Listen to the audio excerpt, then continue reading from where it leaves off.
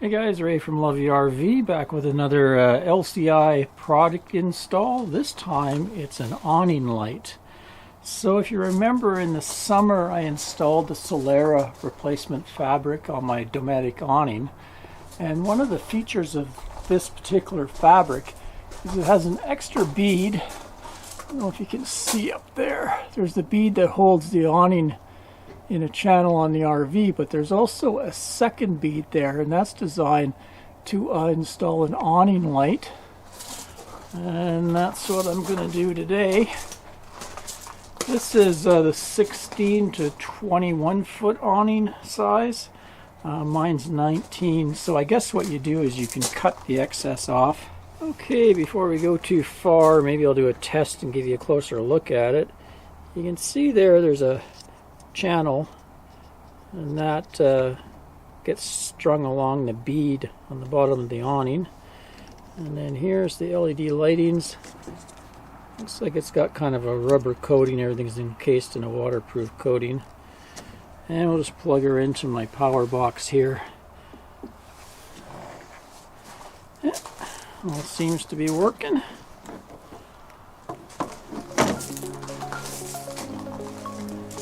Okay, let's string her up there.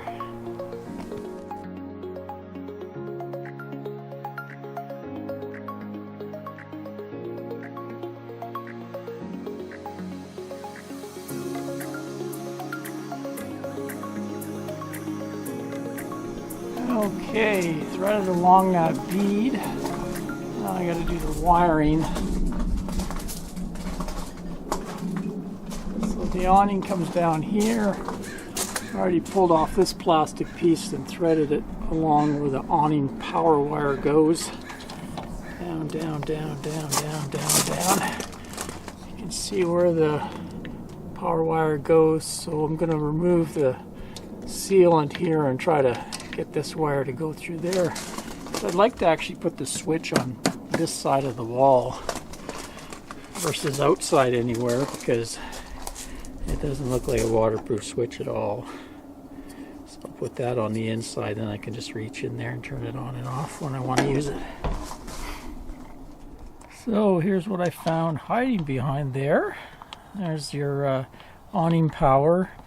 You got 4 wires coming to it. So 2 of those wires are going to be from the manual switch by the entrance door, and 2 wires are going to be the wireless remote power. There's a relay controller board in beside my batteries.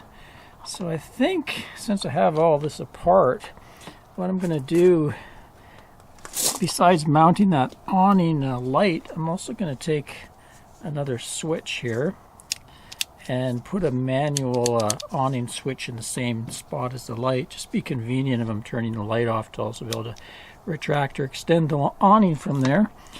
Also, I'll find that the power will have a shorter run, so it should work the motor a little better.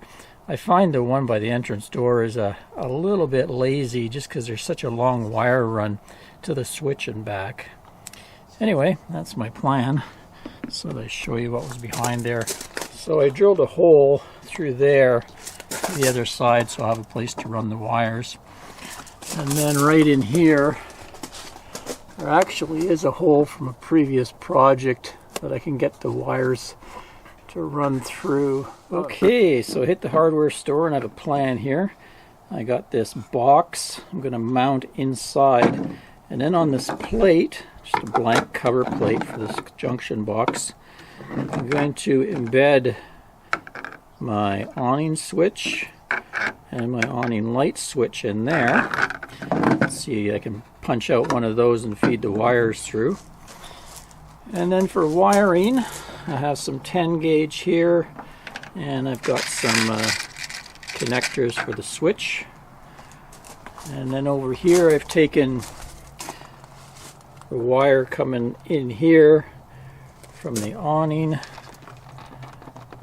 What I'm going to do is put that onto the switch. Now it has to be a reversible DC switch, so there's a bit of a jumper to go on there, so when you go each way it reverses the polarity going up to the awning. And then I also have my lighting switch. awning. Now I'm going to get power. Previously I'd wired in a trolling motor plug here. That's for my Viair air compressor. I just plug it into there when I want to use it. So I already have a good 30 amp source wired in there. So I'm going to tap into the wires that are going to that plug.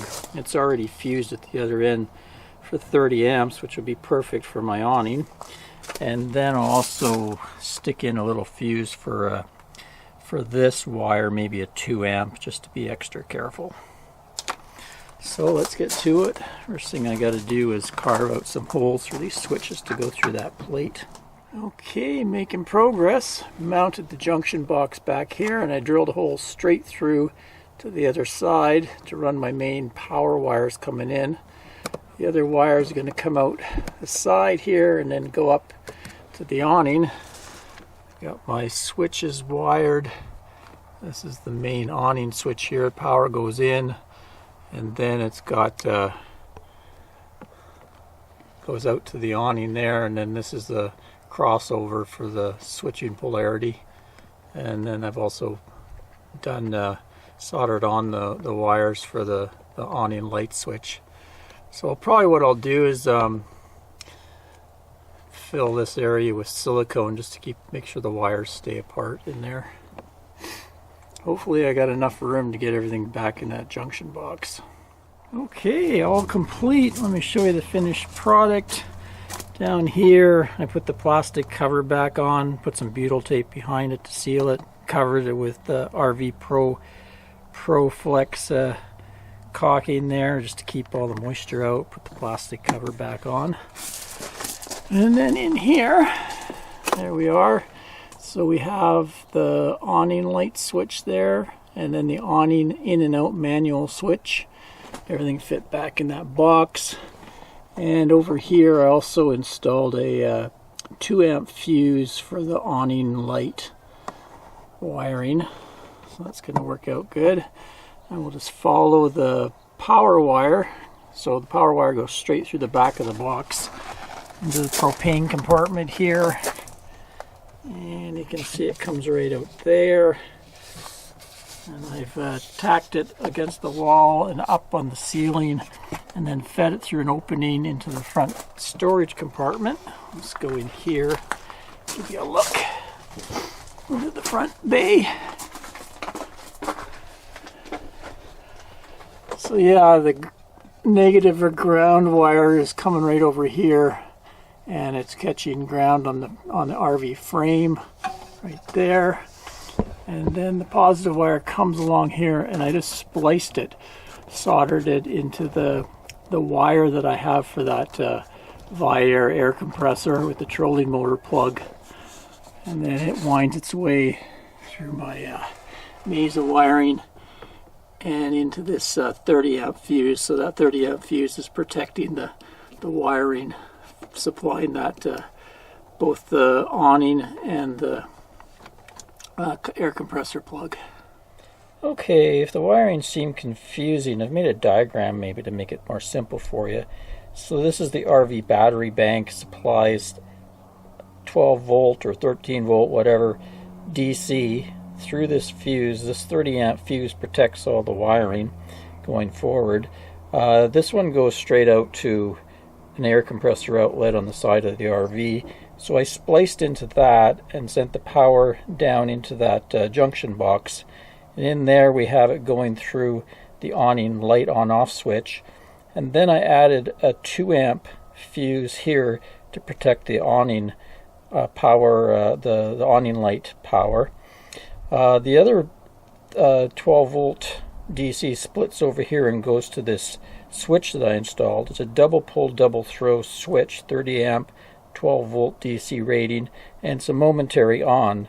And it switches 2 ways, so the power goes to the center thing here, and then there's a couple jumper cables that cross.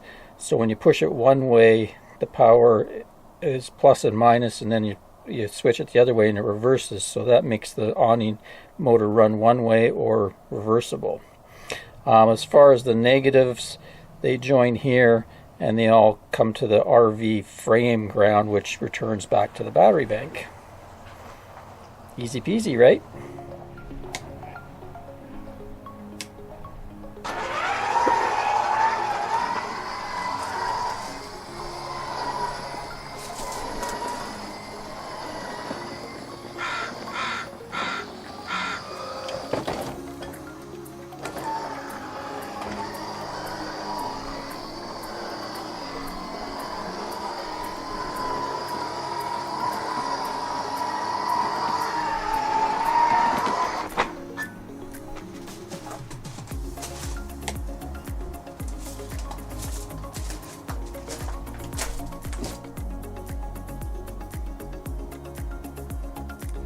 Well, there you go, folks. Another successful upgrade modification in the bag.